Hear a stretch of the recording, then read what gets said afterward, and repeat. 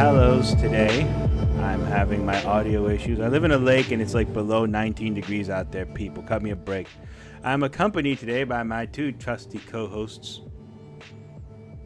This is Red. And this is Bolt. No interesting introduction this time. Yes, well, honestly, I had so many in my mind for this one. Wait a minute. Who the hell keeps flickering with my fucking lights? I mean, I mean, I would, I would say that we could do title cards, but we're audio only, so it's not going to work. Yeah, I mean, you also missed the cue. Who keeps flickering with my lights? Nosferatu. Creepy little smile. Okay, no. Let's redo the introduction. This is Red. At night. I'm sorry. Oh god, this is The robot is confused. The robot is always confused, but it is a robot. For the tragically uninitiated, we are referencing the SpongeBob episode called Graveyard Shift. Mm-hmm. Which, not to spoil it, but of course to spoil it, the ending is an image of Nosferatu playfully flickering lights. I never understood why that reference was there as a kid. And that was my first introduction to Nosferatu growing up. It was just such a bizarre idea. Like, I have to say, the writer's room for that episode must have been on fire, because that's my favorite episode. There's so many good lines, there's so many little clever moves, and the ending is just so out of left field, so idiosyncratic. Like, there's just no way that any child understood what was going on, and probably most of the parents didn't get it. It was just like they were just doing whatever the heck they wanted in that episode, and it's wonderful. Yeah, no, it's kind of funny, right? Because I hear that all the time, that a lot of people, that was their first intro to Nosferatu, and I'm kind of like, word? That was your first time? Like, I remember hearing about this movie when I was a kid. It was just black and white, so my parents weren't going to go rent it when it was coming out. Like, okay. It wasn't until like I was in high school that I found out it was a silent movie, because I finally got into watching black and white. But then I'm like, oh, this is a silent movie. Yeah, I think I'm gonna have to pass. And then I never saw it until I got to college.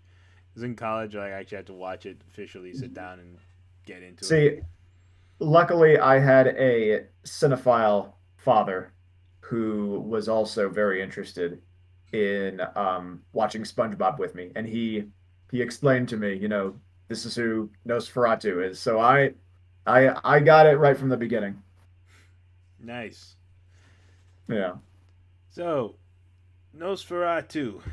I'll break it down because this one is it seems like I overdid the extra credit assignments on this one, and I'm like that kid who, goes to school and asks the teacher for homework on break because he's a loser. So, here's what I did today. I saw everything related to this one, both versions. The only one I skipped was the Klaus Kinski one, because I heard even Klaus Kinski didn't want to be in that movie. He was duped a whole bunch of times. So, we'll begin. Nosferatu is 1922. It is the oldest surviving vampire film. It is debated whether or not it is the first one, but it is the oldest surviving one. There might have been one in Russia called Dracula with a K, but there is no copy or anything known. There's only one single poster that states it happened. And even then, that's thrown into question. So we still don't officially know. There's a few stills that survive from it too, but they're debated though, aren't they? Like, they're not. Oh, we're not quite sure if they're from that film. Debated, okay, yeah. They're like, we don't. There's no way to verify that they came. I guess there would be no way to verify. Yeah, so they don't. They're debated still. So we have that one. So it's the oldest surviving vampire film. And it has its own set of hijinks that it had to go on a journey to get made. Because this film has a lot more in common with Bill Hinzman's Flesh Eater than we care to say.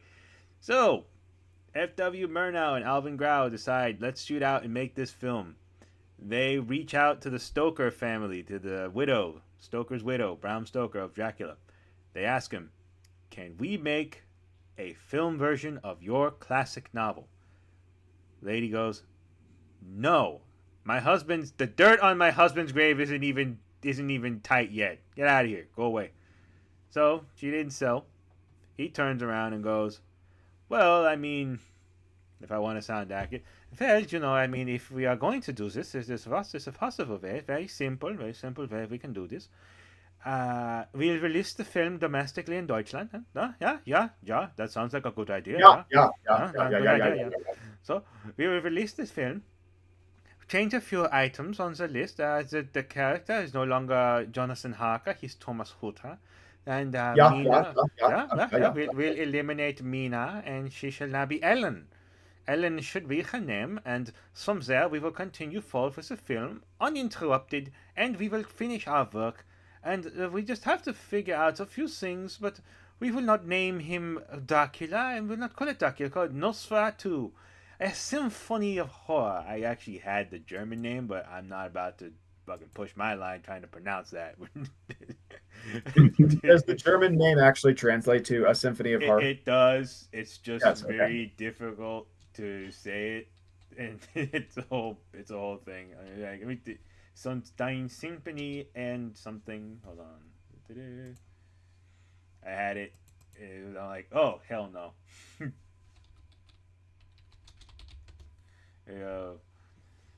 Ein Symphony des Grauens, something like that. Well, whatever. So poetry.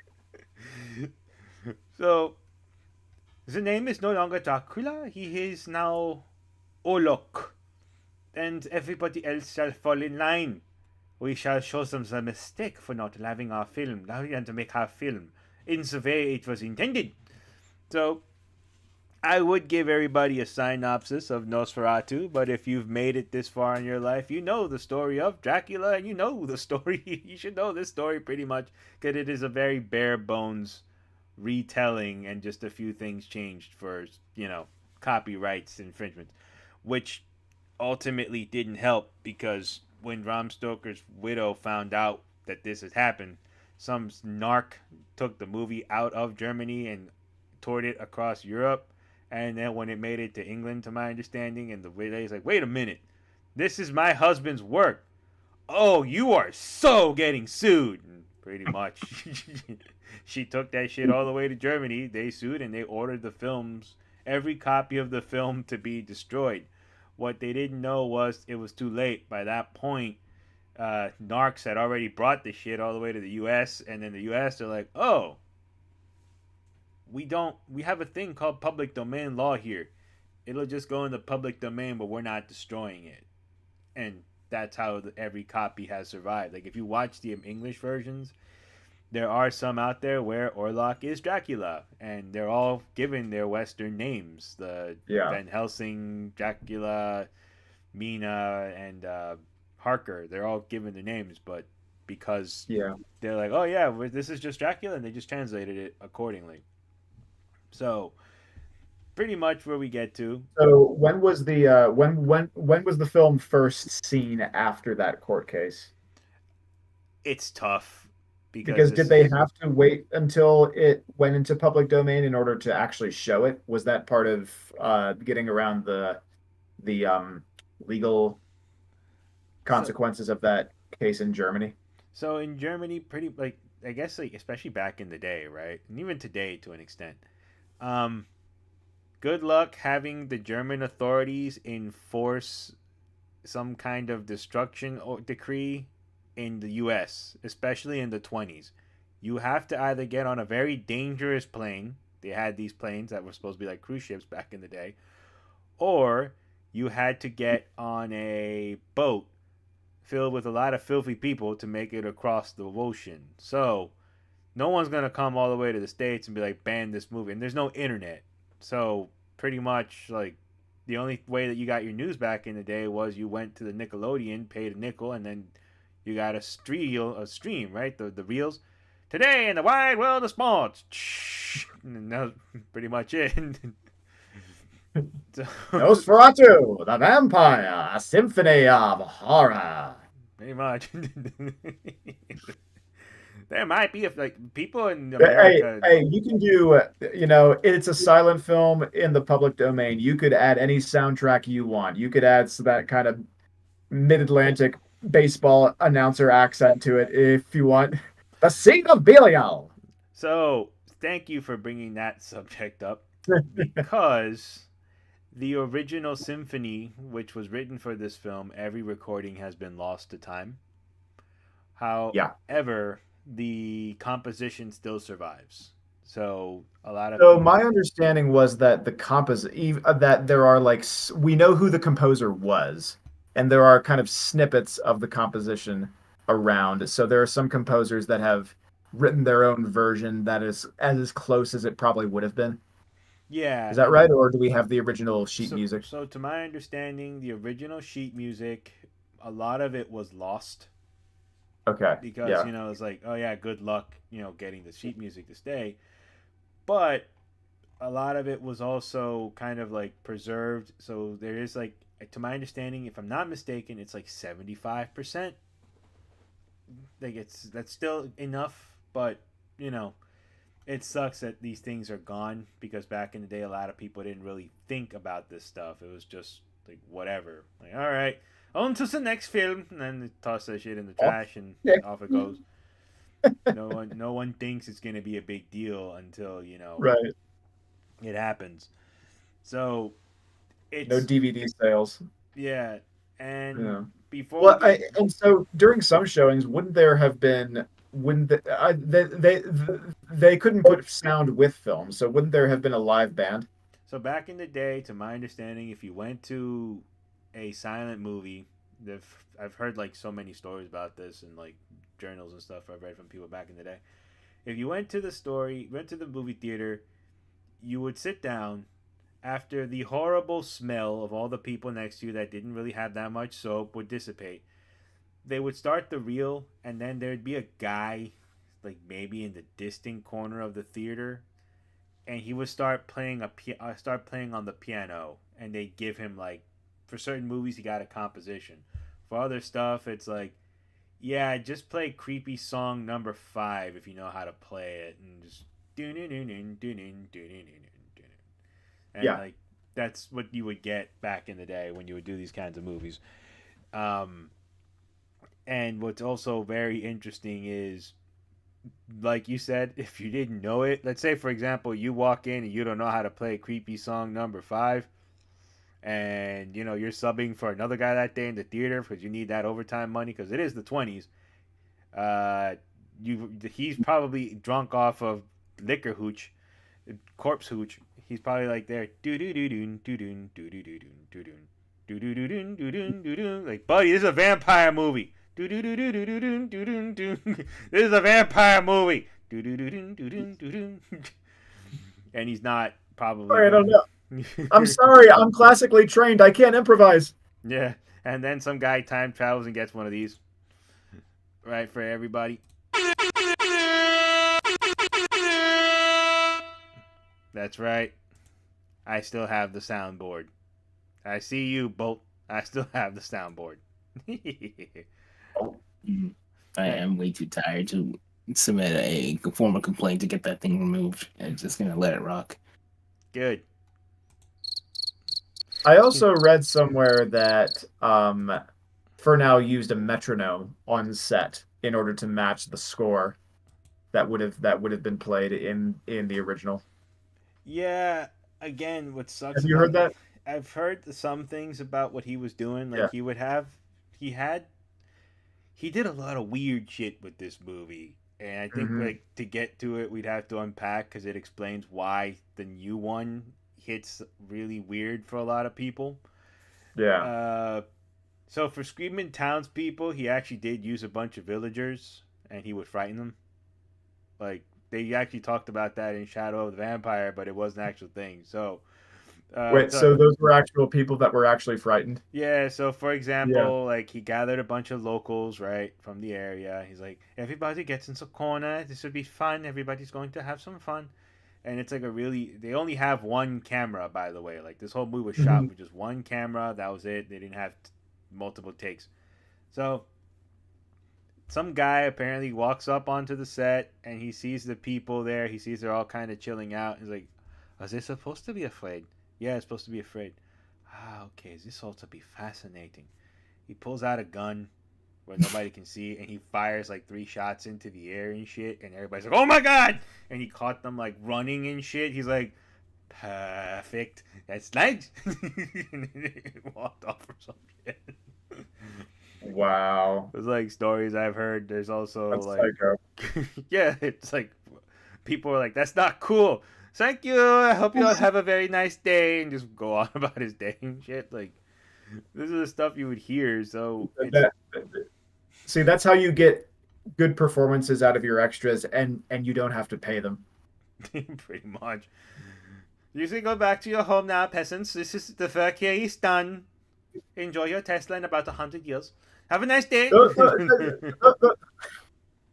With where they were shooting, some of those poor people probably had never even seen a gun in their lives.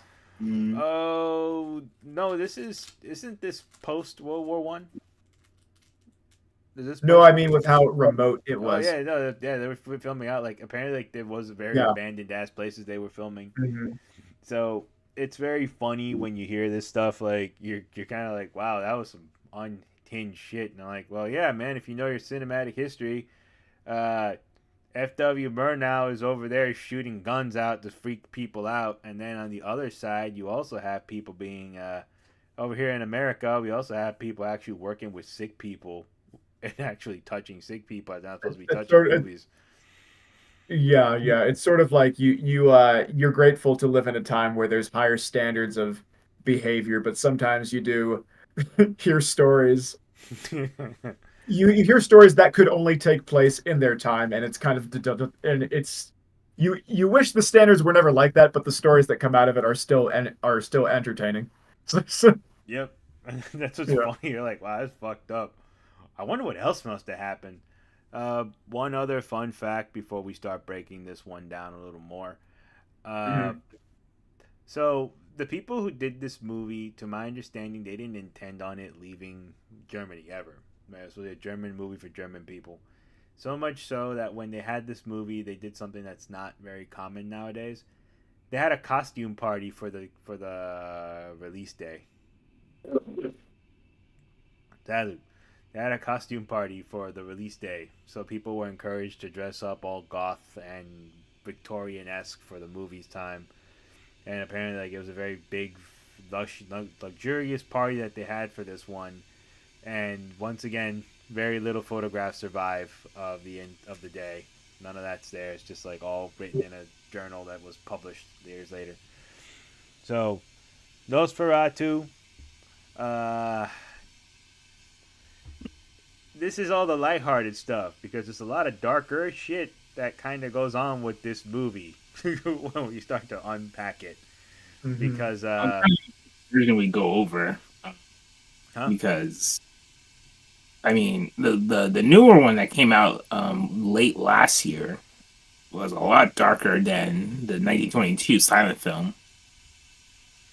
So he I just think leans into it I think more. it lands darker with us Mm-hmm. because it's done in a style that we're more used to.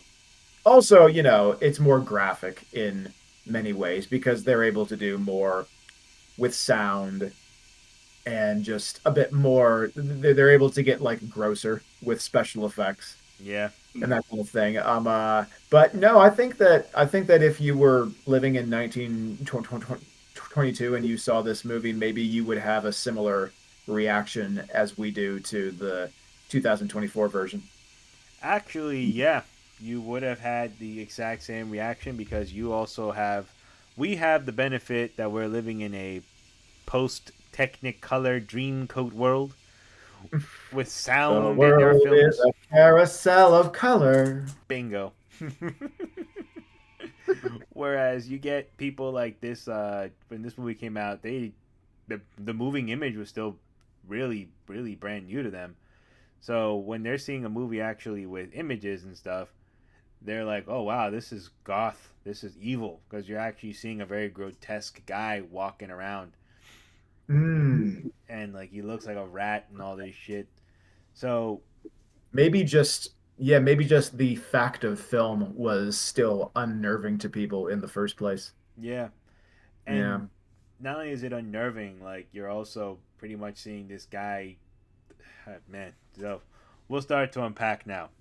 So we'll begin with like the beginning, right? Because we'll talk about this one in the actual film. There's the same thing when in the modern one when Thomas Huta gets to the castle, right? First off, the reason why he can go on horseback all the way to that part of the world is because he's leaving from Germany, not England. So you could, in theory, get that far, right, Bolt? Yeah. Mm-hmm. Someone didn't charge the batteries on time now, did they? See? Mm-hmm. Oh, no, they didn't.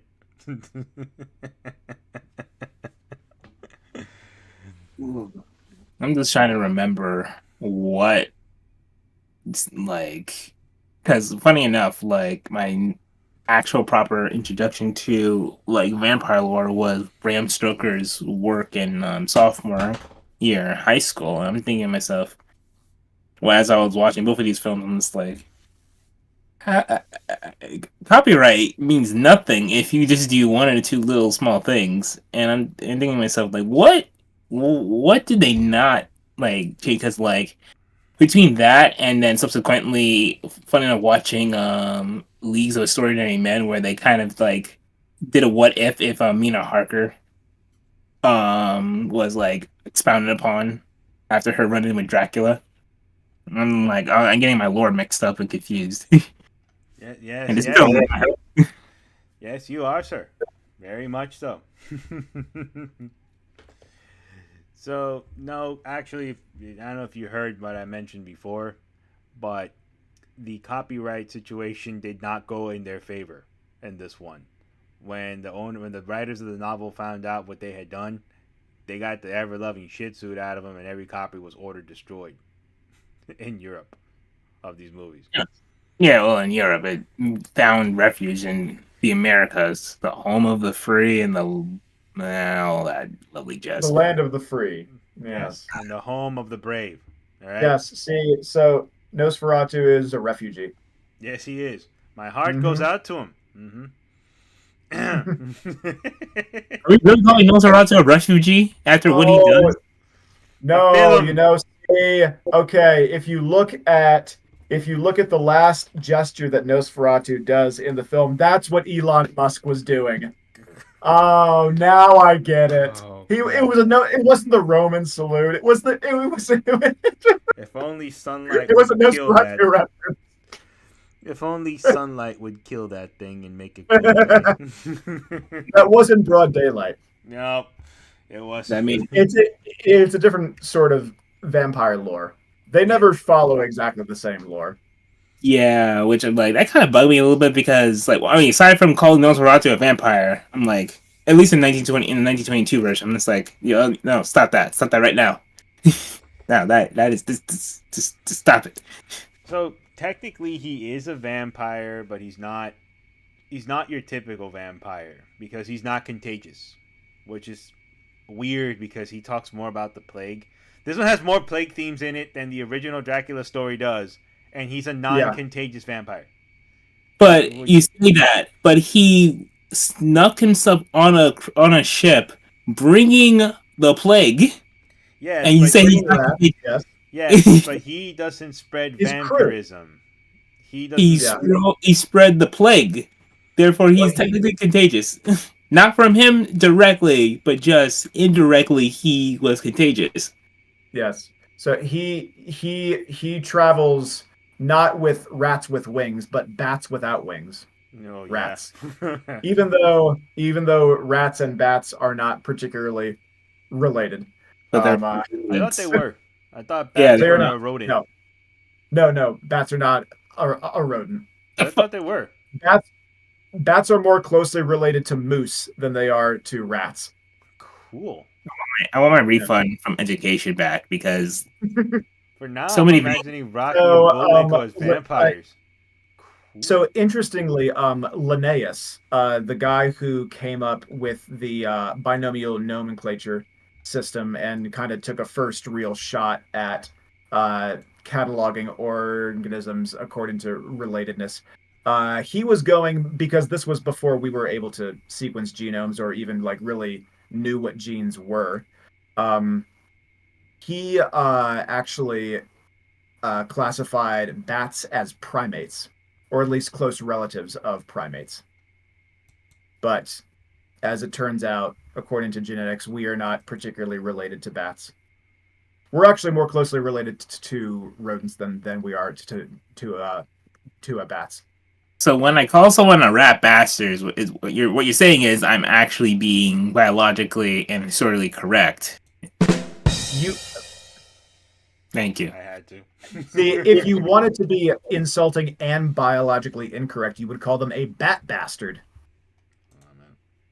Oh, man. Thank you. Oh my goodness. Uh, I would say I'll be here all week, but I won't. I'll be here for the next 45 minutes or so. Yes. So let's Yes, get unpacking. Let's get out of this bat and rat yes, crap. okay. We have a lot to go Yeah. through here. So We should have like some sort of section that we have like intro and outro music for, like John's biology or Red's biology lessons. yes, Red John. Well, we'll figure Forgot my that own one name. out. We'll figure all Now they that know who out. I am. I'm ruined. Oh yes, I am ruined. So terribly ruined. So I, I am so ruined. I will never recover from this. Johann exotic. This is my end. My end. Terrible. Okay, moving on. Yes. Oh, having too much fun with the German stuff. So Yeah, it's a fun boy. It's too much fun. well, I'm sorry, you ogre. We're having fun. It's robot. No emotions, no feelings.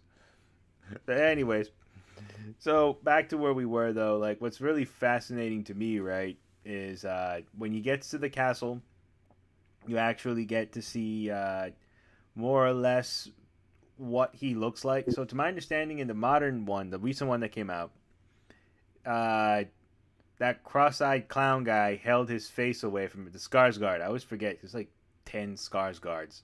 Stellan, Yeah. Alexander, Bill. This one, yes, Bill And then there's Skarsgård. Asgard. It's just that. Yeah, the Skarsgårds.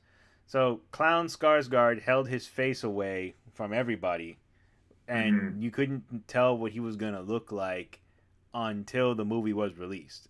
So when you finally see him, even then, like his face is very deeply covered in the shadows. You still don't really know what he looks like until like very much later on in the film. You get like Yeah. a clear look into him. But I have to give a couple of credit for a few things here. First thing, I have to give Nicholas Holt a lot of credit because he conveyed fear very good in those 5 minutes where he's talking to him and he's like, "I have my title and I shall be referred to by it." I'm like, oh, yeah, okay. You are not nice or trying to be nice and alluring. You are a douchebag. And I am in your house and you are a complete douchebag. So I have to be nice to you, okay? But I mean, those are the rules when you're in someone else's house. yeah. Well, I tend to kind of ignore them.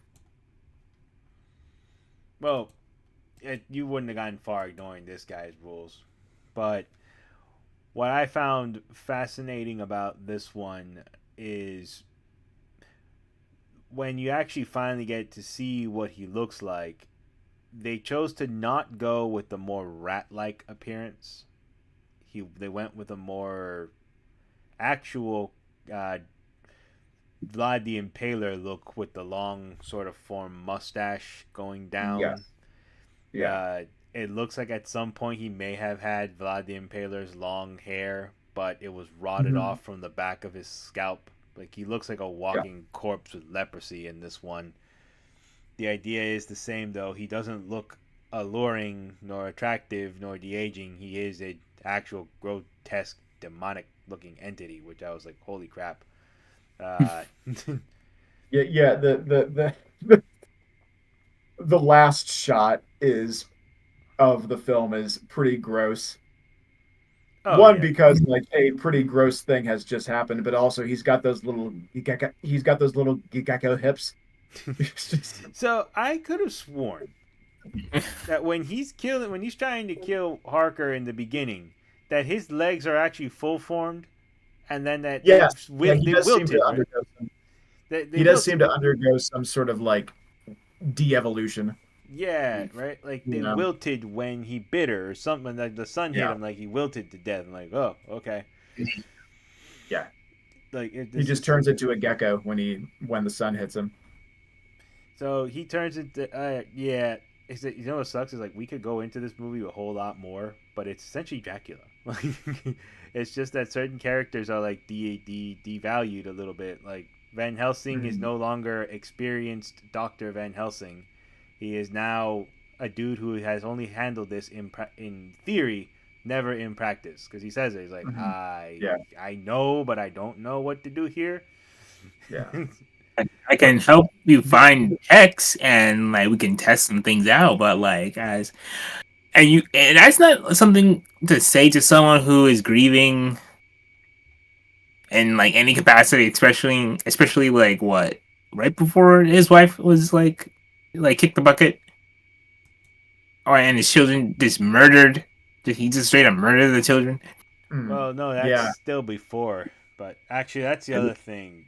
Uh, so I didn't think they were gonna kill those kids, and this is like the third movie in a row we cover on this show where it's like fuck the kids. Like, I think we're past 3 at this point. I think we're hitting 5, 6 territory yeah, but now. we're in a row Yeah. now, like where the That kids was keep that. getting murdered. No, I That think was that the even in a row, I think we're hitting 5 or 6. Oh wow, I'm that that was pretty rough. traumatized from the child murder around here. Yeah. Well, but I want to go back to the look of Orlok in the new one for a sec. Yes. I think that it was a smart choice to, I mean, not only change his look, but also like not be clear about what he looks like in the beginning because the makeup in the original film is just so iconic. Just like what um uh and apparently it was Max Schreck himself that came up with the makeup. Yeah. Um but like Shrek's makeup and his performance in it is just so iconic that trying to recreate that might have just been a losing battle and could have just come off as kind of corny. Yeah. So I think that I think it was a smart thing to do. So But the movie so it still so felt the natural. movie is very subtle about Orlok, at least in that way. It kind of makes up for it with how intense his voice is, though. Like the voice really gives him a presence. And yeah, it makes me Yeah. almost believe he could be Dracula, which is it's just still like jarring. I'm just like I just Yeah, look at yeah. this man like this feels wrong, but it feels right. But I It's know it's wrong. funny, yeah, because they do they do do the accent, but that actually never occurred to me. It never occurred to me that like this is sort of like a scary version of the Count in Sesame Street, or You shall see me in 3 days. Three. And off he goes. yeah. Monday. Yeah. No, that never Tuesday was even not occurred funny to me. though. Well, which is Mm-mm. good. Which is good. And I frequently have puppets on the brain, so if it didn't occur to me, that's pretty good. I have to repeat myself though. Tuesday wasn't very funny though. Mm-mm. Not at all. That shit was not funny when he showed up on the second day. Oof. Poor kids. But Look, if you want to sell an ultimatum, you gotta have at least one dead body. he, he I took. think yeah, he really meant business that day. He's like, I'm not fucking around. And the worst part about it is like, it's not the people that are helping. It's not even your husband who I really have a beef with is gonna get it. It's gonna be these innocent people that were doing their best to help you out. They're gonna get it, not your husband. And you'll leave after they've died. Yep. Mm-hmm. Not even a husband. No, not even nothing. He Oh, went her after. husband. Yeah, Ellen's he went. husband's the one he had a beef with, not Kick Ass. Kick Ass didn't do No, anything to him. no, I mean the shipmaster's family. Like Yeah, he didn't him. go after the shipmaster. He went after the wife, the kids. I'm just like, what, like, who are you trying to hurt? Like you're hurting everyone except for the person that's technically in your Yeah. way the most. I mean, granted, he got away, which was bullshit. But you know what? We take it. It, so How do you guys think that the new one works as an adaptation of the old one? I think it did a really good job. Personally, I think it was a. Mhm. I think we've kind of wanted to see this particular movie done in the shape that Robert Eggers did it in, because Mhm. at least here in the West, right? The first one's silent, the second one is in German, so we finally get one that's here, given the big budget, big pomp and circumstance treatment that it never got. So I'm actually glad to see it. And what I do like is that it was popular. It did a really big banger job reintroducing Nosferatu again. Yeah. I don't know if this dude timed it the way he did, but there's a lot of coincidences in the timing, which is why I think it's also popular for us. So I mentioned this off air to you guys. I'll say it and then I'll let the android give his response when he's powered up. So this movie released, the original one released about 4 years after the Spanish flu had passed through around the whole world at that point, and that's why there's a lot of discussion about the plague rats, and it's like a big central focus. And then this one released right after CV passed in 2024, like it was right at the end. But it's been over by now for a couple of years, right? But some of us have only like maybe 2 years ago started going back out normal again, and that's why I feel for a lot of us it kind of hits home with the isolation, the fear, people off in the distant lands that seem to be creepy, and I think he did a good job of capturing it again, because we're at the same place our great grandparents were 100 years That's ago. a We good are point. here Yeah. again. So that's what I think. I did my homework. That's right. That's right. Yay. Shoot, Android. Drama. Hold on a minute. I have the right I kind of wish I had a more. Thank you. I would bow, but no. You're rusty. Very rusty. Yeah. Honestly, it's like when I like between this and the 1922 film, it's like one 1922 film didn't like I felt a lot of like I felt like laughing at it a lot more like comparison to the 2024 one where it's just like okay they hit a lot of the atmospheric notes very well. It's like it, and then also to like also kind of elaborate. It's that even in the beginning, like contrasting between the two, like when you just like the establishing scenes with just uh like Mr. Hutter, I think yeah his name was just like going to the real estate agency. It's just like you like with, at least with the 1922 one you if you like it's like a blink and you missed it with like the paperwork like you like if you don't notice it too well or not really well versed it has like a bunch of occult symbols just like scribbled all over the paper and it's just like oh it's supposed to be normal like wait what like even if you're not familiar with it when you take a look at that and see at least one of the symbols like wait what the heck is the one that paper what why is just blindly just like gonna sign get this thing signed and just go off to the random country but like Yeah. that in the 2024 one that is not as they went with a different tone that helps you set up for what's to come and then it hits you later in that film that oh this guy is completely crazy he's like a demonic demon Yeah. worshiper all of a sudden and he gets arrested off screen and put into Yeah. an asylum but it's like it's the setup and like the intrigue in the 2024 one is very well laid out and you don't notice it until like it's certain things that hit you. Yet old movies have this heavy-handedness about them. that you don't really that would come off as corny today.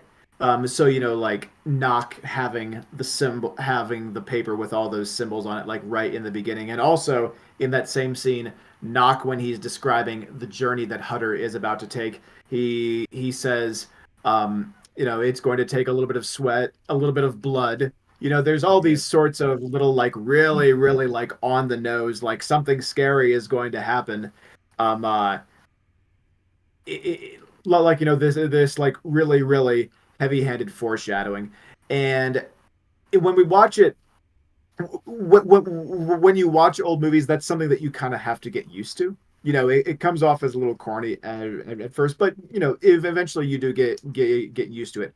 I thought that the Eggers version did some sort of homage or tried to emulate some of the heavy-handedness of old cinema in the kind of like very very intense dreamscape that he was creating. So like we the just like the imagery that you see um uh in the forest, how there's a lot how there's lots of smoke and lots of interesting light, and it has the kind of like very unrealistic, like almost melodramatic quality that old movies have, in a way that like kind of teeters on being a bit too much and not quite up to the modern standards of how themes should be more subtle in movies. So like it still kind of fits with a modern movie, but it still kind of feels like an older movie. It feels like it's following those standards of being more heavy-handed of older cinema. So I think that the Eggers version is amazingly a a a talkie, as they started to call films with Mm-hmm. soundtracks in them after the silent era. It's a talkie, but it feels like a silent film. It still kind of feels like a silent film. I really like it. I thought it was great. Yeah, I also love the fact that although it's a movie that's shot in color, it feels like a black and white movie. Like the Mm, colors behind it are very silver blue with Christmas as the yeah. backdrop. It's not very Well, colorful at all. so I actually I spoke with my cinephile dad yesterday about Nosferatu because I just wanted to pick his brain on this because he knows a lot about this movie, and regrettably I had already watched a black and white version, but my father insisted that I have to watch a tinted version. Mm-hmm. That's apparently the See, superior version. Apparently. yes, the because in the uh, when it was shot originally, they couldn't shoot at night.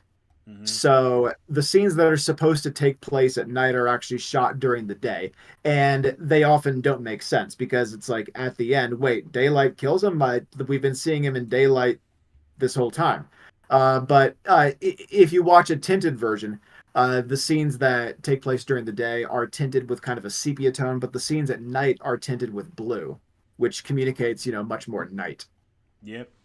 So we got to do another episode where we watch a tinted version. Well, I like I said, I kind of went over my limit here. I will gladly entertain the tinted version, Yeah. but I actually want to talk about two other things with this one because before we kind of like zoom out here. So the aftermath of this movie, what I really want to talk about, because I think it's gonna do it again. The original Nosferatu had a major effect on horror culture, which a lot of folks didn't realize unless you're actually into it. So if you watched Nickelodeon in the '90s, you saw Nosferatu's ass on Are You Afraid of the Dark? He was in an episode of Are You Afraid of the Dark? Oh, Uh, I don't remember that. yeah, he was. I actually do remember that episode too. From there, if you watch Salem's Lot, Count Kurt Barlow, the '70s version is based on Nosferatu, and a lot of this stuff, it's still to this day like he's still a big fixture for a lot of folks. Even in What We Do in the Shadows, the master is portrayed to look like Count Orlok. It's very fascinating. And I honestly think we're going to get back into it again where people find this film, they rediscover it now with the new one out, and we're going to have a shift in vampire films again. We might go back to the old school way. We had one attempt in October of 2024, and then this guy came and told Salem's Lot, get out of my way. This is how it's done. We're here now. So, what I also wanted to touch on is here's what happened about a couple years ago regarding this one. So, to get this character to be as creepy as he is, they had to really go around copyright, right? I've said that a few times, but I'm actually going to dig into it now because we mentioned the occult symbols. Alvin Grau was a known occultist, which someone earlier mentioned. Was it Aleister Crowley that got into a? Was it him that Aleister Crowley got into a wizard fight with on a staircase? I believe that was W.B. Yeats. W.B. Yeats, but I think the story, yeah, there's an episode of Lore about it, but I think the story goes that W.B. Yeats was an Irish poet. One of his most famous poems is "Down by the Sally Gardens," if you're interested. But yeah, so he was into mysticism, and there was some sort of mystical society that he and Aleister Crowley. I'm not sure if I have this exactly right, but so check on this. But apparently, he and Aleister Crowley were in the same mystical society, and Aleister Crowley was just too much of a weirdo and a jerk to stay in. So WB Yeats wanted him out, and they got into a fight, and apparently were hurling spells at each other on a You're staircase. too weird to hang out in my wizard cosplay group, all right? Yeah. We don't want you here because you do weird things. The android fell off his chair. You don't tell me I not come around here. I'm the most evil man alive. Steve's my best friend.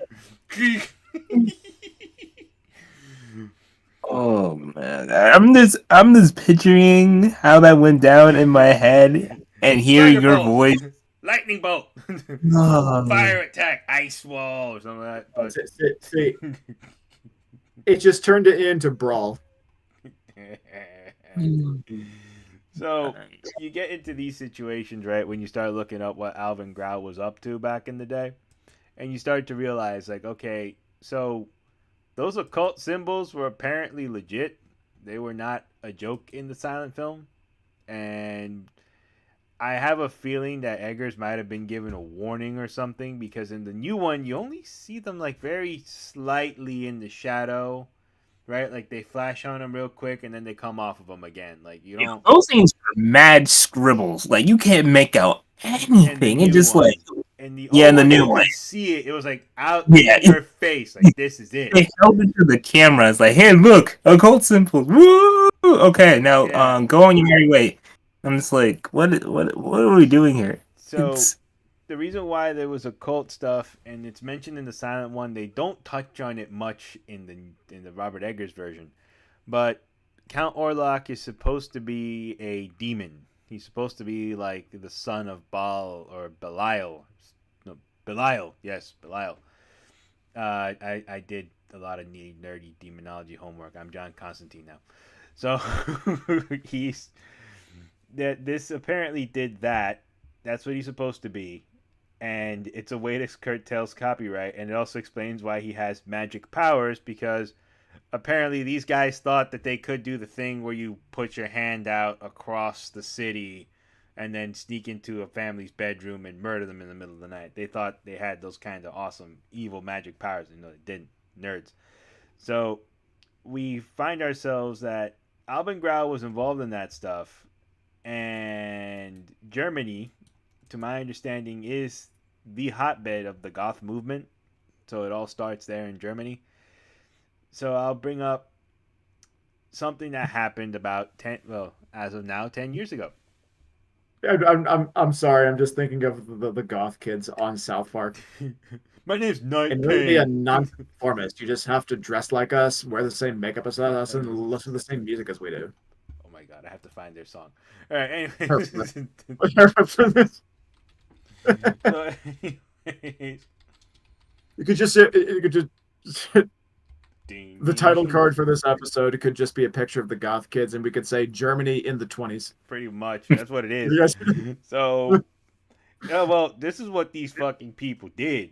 10 years ago now, the police get called to the cemetery where F.W. Murnau was buried, right? The cops find that there has been the tomb where he was at has been busted open. They see that the tomb was cracked open, stone tomb. It was busted open with a hammer as well. And they find candle wax residue all over the tomb. Like they find it just in pieces there. And the worst thing that happened was it turned out that F.W. Murnau's head was removed from the grave. So some punks basically went into the grave. Jesus Christ, now I have a horrible image. I don't know if you guys saw the movie Spawn from 98, Spawn 97. So these kids go and they do a ritual and they steal F.W. Murnau's skull and they leave the bones there. They steal the skull. The skull's still missing. It has not been found yet. No one knows where it is. So now I'm sitting there going like, oh shit. So if this happened, I wonder what. Okay, so that means that this film has that kind of effect on anybody because I haven't heard anybody do that to William Friedkin or anybody else who passed away that's written these movies or these stories yet. Or Did William Friedkin? No, I Friedkin think die? William Friedkin did die. I heard a couple years Did he? ago. The other one I'm wondering is the author of the. Who was the? Wasn't it the author? William Peter Blatty? Oh, right? William Peter Blatty Yeah, I think it was William. was Peter. the author of The Exorcist, the book. Yeah, William Peter Blatty passed away a couple years ago. Yeah, I do remember that. And I think Friedkin also. Yeah, Friedkin passed away 2 years ago. So, well, keep on the lookout because that's another movie that gets passed around in the goth circles a lot, and we'll hear something about that. But here in the States, there's more security on graveyards than there is in Germany, apparently. So, just to point out, like, the effect, right? For security. Yeah, more security. For security. Get buried, American. Mm-hmm. But we can afford it. Yeah, tell that Sorry, to Rush Limbaugh. That song is fresh in my head. Anyway, go. No, because it's funny though, because like, yeah, there's supposed to be more security. Go tell that to what happened to Rush Limbaugh's grave a couple years ago. I don't know if you heard about that. A bunch of people broke into the cemetery and were pissing on the tombstone, so much so that they were pissing on the tombstone so much so that the name is starting to disintegrate. You know, P has acid in it, so like they pissed on it so much that the name is starting to erode off the tombstone, and people are like, guys, you know, all you do when you do this is just cause the poor people at the graveyard to clean your piss and re-etch it in. Like, come on, please cut that out. I'm sorry. Whose grave was it? Rush was this? Limbaugh. Oh, Rush Limbaugh. Yeah, people are pissing on his grave. Oh no! Somebody has to get paid to do it. Presidential Medal of Freedom. Yeah. So that's like stuff I hear happening, but no one's gone to the limit to do what they did to poor F.W. Murnau. Like they took the skull, and you can't find it anymore. So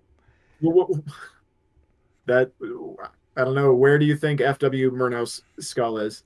If you gotta give me a betting, if I were a betting man, I'd wager that skull is in probably some vampire bar in fucking Germany somewhere. Like, I guarantee you that these kids did that shit. They stole the skull. I guarantee you it was kids. I don't see like a grown ass man doing it. Like, I see a bunch of kids doing it, and then chances are they probably have some weird, creepy punk hangout in like Germany, wherever this thing happened, and they probably have the skull on display, but it's probably not. Like, people probably see it and they think it's a prop, but it probably is the real one. You know what I mean? Like, I think you probably walk past and go, "Oh yeah, it's all cool" or whatever, and then like you actually find out years later after they got busted, "Oh no, that was the real skull." There's pictures of me next to the skull doing this. Like, oh shit. You know, I didn't know. The funny thing is that even if you could find it, there's no way that you could prove that it was genuine or not. No, like even DNA must be tough. Like, it is what it is. That skull's gone. Like, it's like the jewel. Three things that are missing in the universe that we saw for sure: the Jules Rimmel World Cup, Yeah. I, the I I guess it would depend on how much of the rest of his bones are left. well, the Maybe whole you could get body's some there. DNA out of that, but I don't know. I don't know, the whole body's left. It's just the skull. That's it. They took the sick bastards. Just took the skull. That was it. Yeah. So So I mean, I guess you could prove it. yeah, like Maybe. that. If it was a teeth, if he has teeth examines, but yeah, it's Right? weird, Yeah. right? Like you never think that something like we laughed at this thing the whole time because of the switch in SpongeBob and like the loud dynamics of the silent film era. But then some Mhm. really grotesque crap happened with this. So that's one side of it. Other things I've heard are that the guy who played Max Shrek himself was a bit of a character. The guy who played Count Orlok, Max Shrek, was a bit of a character actor, which is kind of funny because that's the stuff I'm hearing now about Bill Skarsgård. There's a lot of parallels with this movie. Yes. I'm Yeah. hearing stuff about Bill Skarsgård, who's kind of a character actor. Uh, Apparently, Bill Skarsgård sent the prosthetic of his dick to Thomas Holt. So, like, Nosferatu, apparently you see Count Orlok's dick in the movie for like a hot 2 seconds. Oh yes, I do remember that. So Hard to get out of your mind. apparently, what is this? Bill Skarsgård went and took that, and he sent it framed over to what's his name, Nicholas Holt, and Nicholas Holt was on Instagram taking a picture with it. Hey man, it's lighter humor Which than a guy doesn't scolding count stone. which does not count as a dick pic. I actually think it very much does. That meets the definitions of a dick pic. He's a It's a fish. pic of a fabricated dick. Yeah, he's a fish. He just has a cloaca or whatever those fish have. I don't know what they have.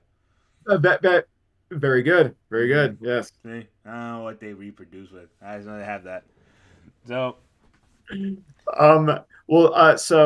Skarsgård, I'm glad Skarsgård was able to have some fun with his involvement in this movie because he has since said that he is not doing horror anymore. So he played Pennywise the clown in the two most recent It movies, mm-hmm. and he played Count Orlok.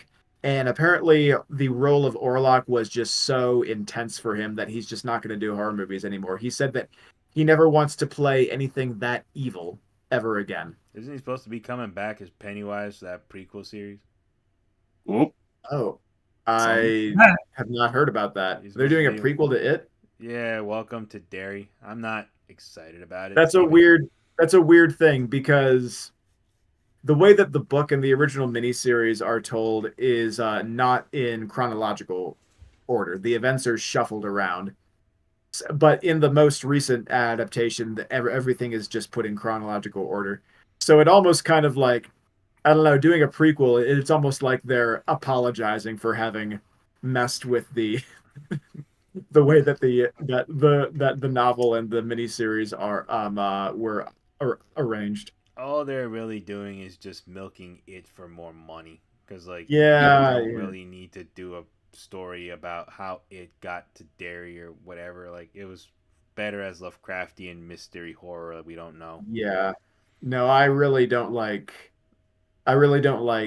movies or shows that seem completely unnecessary. I mean, all movies and shows are ultimately unnecessary, but there's some that really just kind of don't justify their own existence. Yeah, and this was, like, one of them. Which is why I'm always skeptical of remakes to begin with. But I think that this is a good example of a roommate.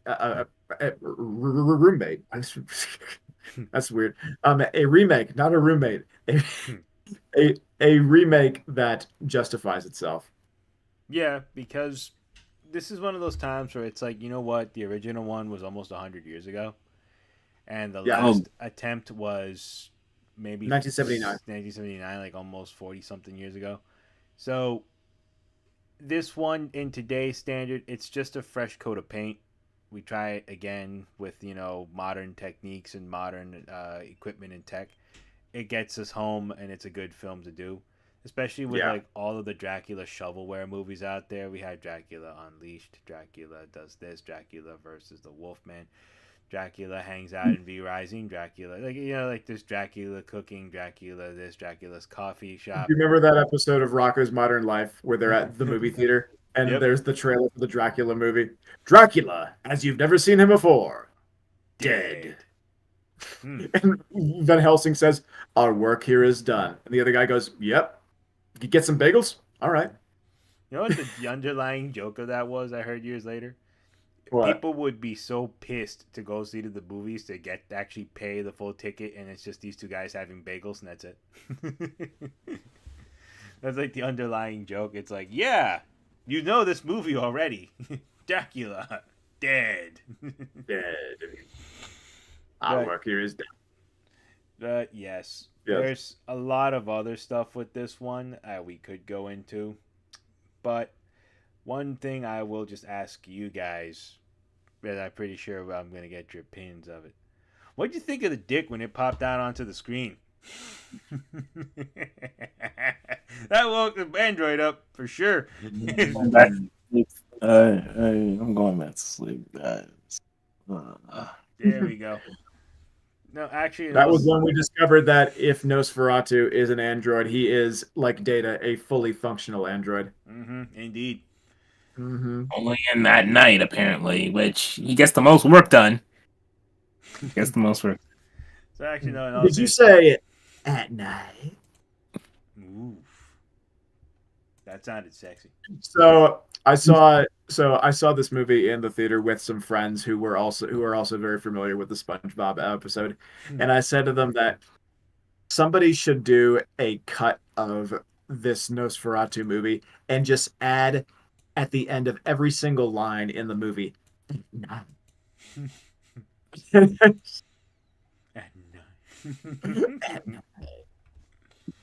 I guarantee you put And that. I'm not even kidding. I would watch that whole movie, and that would never get old. It wouldn't. I'd probably watch No. it a whole bunch of times. Too good.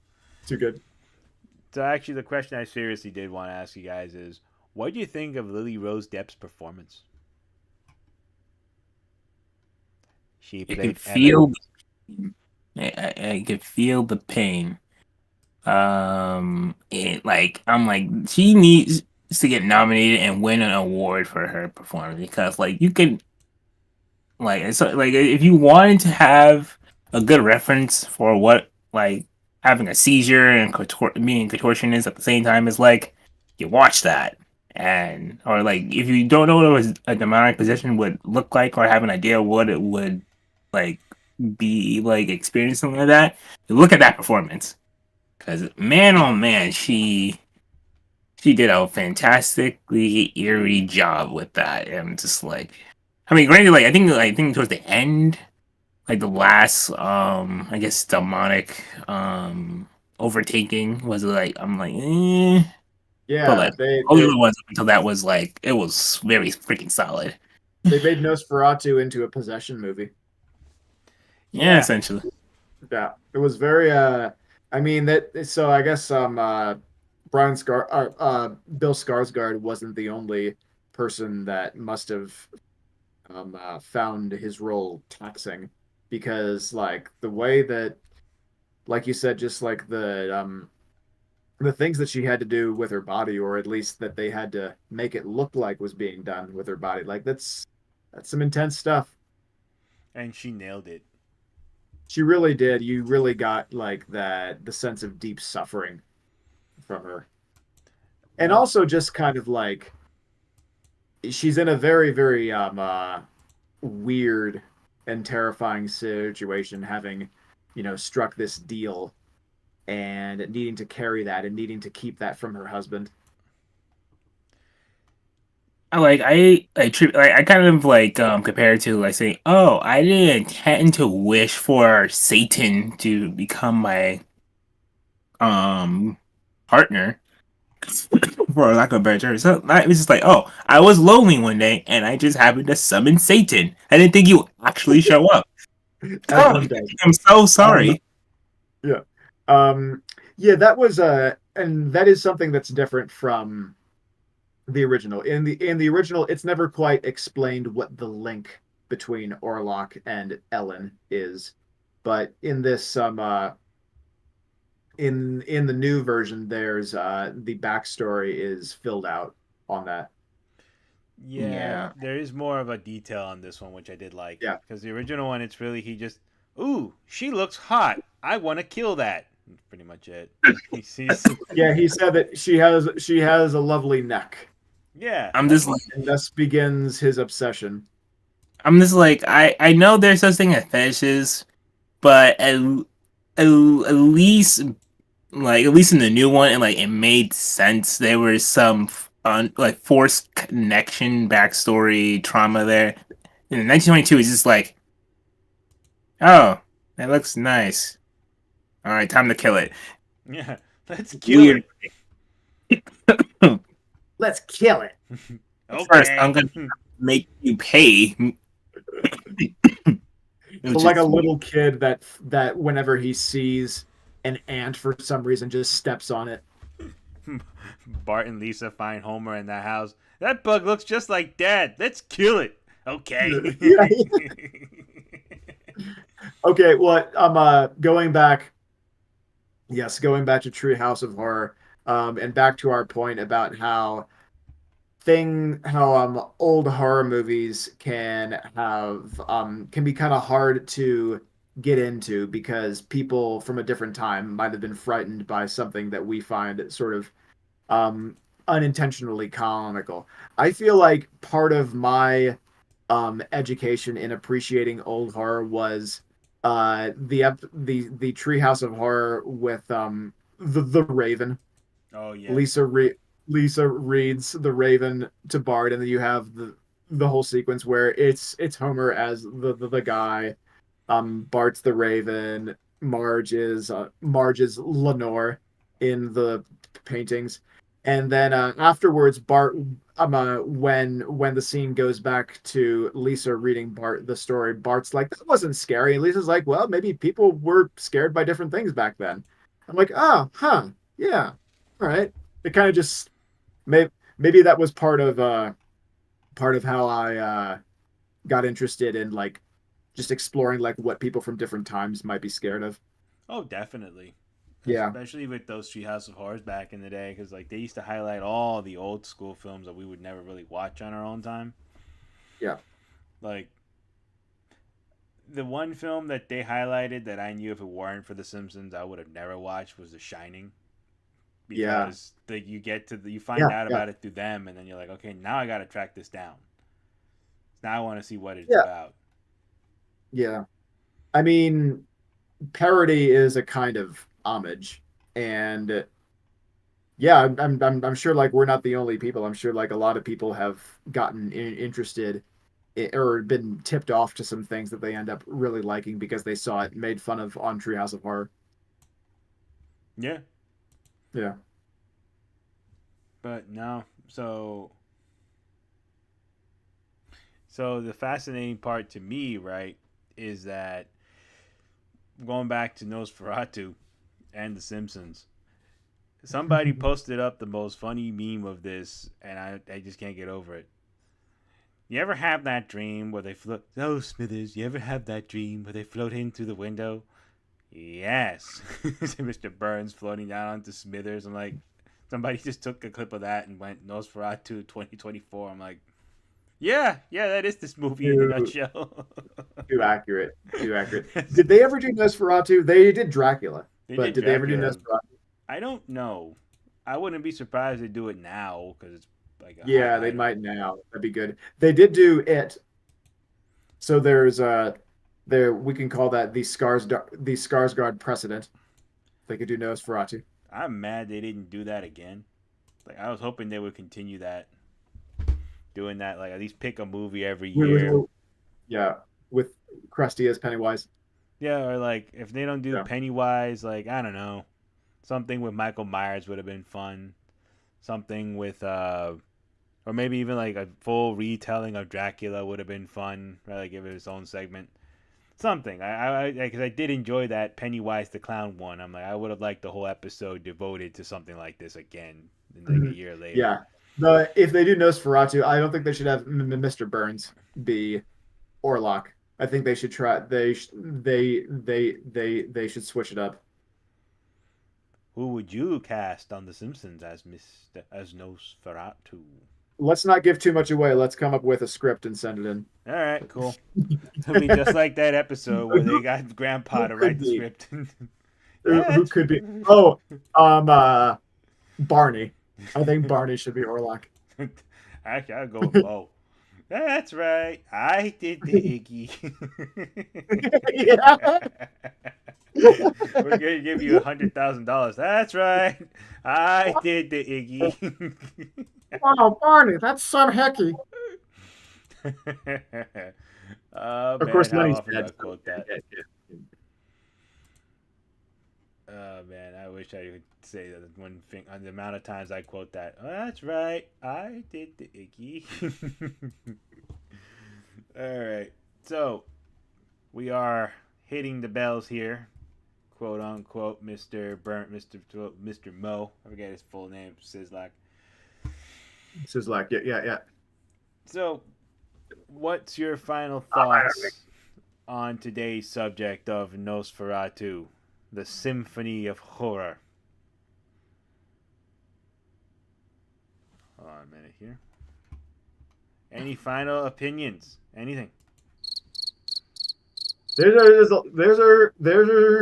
a lot more that we could go into. I feel like there's more here. I feel like we could do a sequel to this We could. Episode. Whenever you guys want, we can come back to this one. Yeah, I would like to. Yeah, because there's a lot here. Like a whole lot. Yeah. To go. This one, like if I were Rotten Mango, I think I'd have like a 3-hour video of me sitting into the camera looking at my ugly face. At least Rotten Mango's pretty. You don't want to look at me on the camera for like 2 whole hours talking about this. I need help from other more attractive gentlemen such as my co-hosts to be accompanied on this journey. Yeah. So I think that this is a very successful remake of a very great film. Yes. Because what a remake really should do is it should have something new to say about the story. And this one, without like kind of trampling on the original story. And I know that can kind of get into sort of preciousness about you have to just be faithful to the original. The closer it is to the original, the better it is. That's not true, because then the remake is just totally unnecessary. Why would you even make it? But like I said before, I feel like it does a good job of really bringing it into the 20th century with our standards of subtlety, our standards of just the intensity of the violence, this the how explicitly disturbing it can be, or at least like, I don't know, with blood and gore, that kind of thing.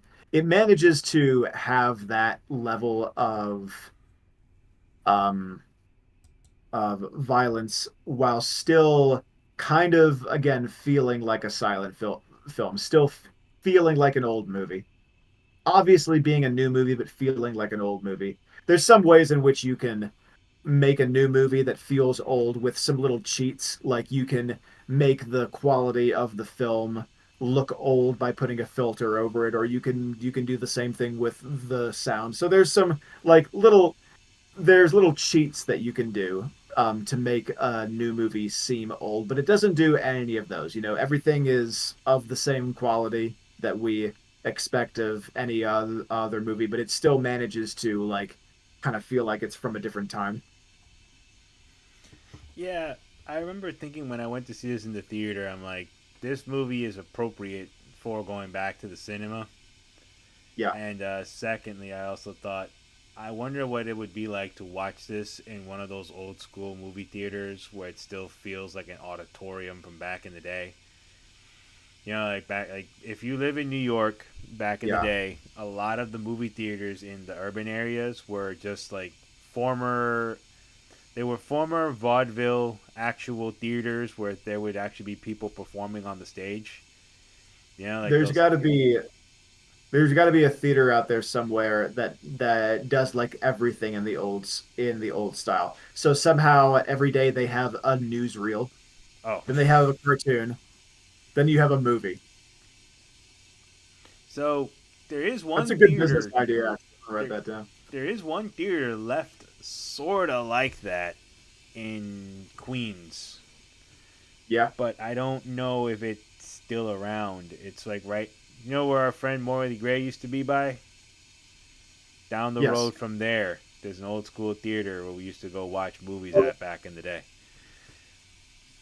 But it's like very few that are left like that. A lot of the theaters are dying here in New York now because of both COVID and the prices are astronomically high to go see these movies. Less and less people are paying to watch them. Yeah. Yeah. Unfortunately. It's one of those ideas where it's like it's a good idea, but would it make money? Yeah, like You gotta take both into account. in PA. There's also one place where if I could, one day, if we ever make this podcast go astronomical, I'm going to call those people down there in that town in PA. They have an old school theater still running. All right, guys, yeah, I want to look inside the auditorium. Does it look like old school? If they go, yes, I see it. All right, I'm booking a screening of this movie here. I would Sweet. gladly come and do that there, like see this film like on one of those old classical looking movie theaters and just like feel the vibe. That would be awesome to sit down and check that out. Do a double feature like they used to do in the 80s. You go watch a whole bunch of horror movies in the festivals. That'd be great. Mm-hmm. Yeah. But yes. All right, Sleepy Bolt. What is your final thought on this film for the meantime? Because we are probably going to revisit this eventually. I never thought I would have to use the word undulating What? because in Edgar's film, the Count undulated a lot when he was in his feeding form. Oh It was yes. very appealing. I was like, huh. Sir, I be naught but a humble pumpkin. Can you explain what that word means? So undulating is basically describing the act of um the motion of like similar to like how like a wave like water like kind of bobs and like ebbs and flows like that. Now imagine like a humanoid doing that while being on top of someone else and feeding them without consent. That's what this Nosferatu kept doing in the 2024 version. I'm just like, huh, I thought I would never ever use that word undulating in my life. And Yeah, this movie came out. he's doing a whole body feel Yeah, I'm just feeding. like, It's almost like he's doing yoga, vampire yoga. Yeah. very, That weird very. sort of like inhale and Yeah. like drop out and So it does feel very animalistic. Like it feels like this very kind of almost science fiction portrayal of how a blood sucking human being would actually do that. Yeah, like, He's almost like a human leech. yeah, he's a yeah, very unsexy vampire, isn't he? He Like is the least sexy vampire that has ever sucked. that fucking smut community is like out there and up in arms. They love him because he says There's some very nice words. I'm like, you people are weird. He murdered kids. they're the smut community. Of course, they're weird by default. It's just, it is what it anybody is. who does anybody who does something horrible gains a fandom. Yeah. Yeah, yeah, and this man literally brought a whole freaking Black Plague to Europe, and he has a fan base for it. I'm just like, what is wrong with you people? Because he made some cute words. That's why. That's why. Yeah. Say some nice words and people love you in movies. If you say nice words in real life, you get called a freak and you feel pepper spray. I know. I know. Oh, that's all I got. I'm not, once again disappointed at humanity, and waiting for someone to imitate this because I feel like that's not long after that Imitating it's what? going to Yeah, be. they're gonna have Orlok tours of Transylvania. They already have those. Bran, you can go Get to a Bran new- Castle in I know where he's from. God damn it, Romania, right? Yes, Romania. Romania. Yes, Tepesh, yeah. you can go to Bran Castle in Romania, and you can actually have tours there, and they actually let you stay the night because they're that much need of money in Romania. So Oh yeah, I'm sure it's a big industry in Transylvania. I plan on patronizing it one day. me too. Yeah. I think it would be fun to go check it out, although the wife doesn't want to do that. So, There's plenty of other things to do in Romania. well, there are, but I want to go to Bran Castle and see the unseen, and then come back and act like Anthony Hopkins Van Helsing. I have seen the Nosferatu. It is very fun. Just to go get yelled at by my wife. That's what happened. Time we travel, she yells at me. So yes. So those were your closing thoughts. I'll give my final thought right now. The final thought on my end of the books are as follows. We will have to return to this one eventually because there was a lot of things that were more or less discussed yet not discussed. I would like to sit down and discuss someday the back and forth between Orlok and Hutter. I would like to discuss the possessions and how it went into such. But there's just so much that we can only unpack, folks. So I also The movies are just too deep. Yeah, this one is actually one of those times where it is a deep movie. Like it's It's not a very deep. it's movie. not Yeah. one of those like, oh yeah, you just don't get it because you suck. So Now we should have a full scale. We should have a full scale discussion of the original film. you know what we can do one day? On Discord, if we have anybody ever tag along on Discord, we can watch movies there in peace without getting reported by certain people that are jealous they went on our podcast. So we can go ahead and It was proven, but go on. we can go ahead and do a watch along on Discord one day, a la Mystery Science Theater 3000 or whatever. One of these days. Who's gonna be the robot? We already know who the robot is. He hasn't charged his battery. The problem is that there's two robots on Mystery Science Theater. Oh, is there a second There's only one guy. It's a guy and two robots. Well, we're a pumpkin, a pissed off fish. Well, actually, I'm the pissed off pumpkin. We're a pumpkin, a fish, and a robot. That's what we are. We're hanging out in what was once their building. I'm a fish that feels what fish feel, Yep. which ain't much. I hope. I like fish a lot. Why is YouTube always crashing on me, man? All I wanted to do was play the South Park goth song on the way out. Here we And they go. wouldn't even let me do that. You're so lame. You should play it anyway. You should be a nonconformist.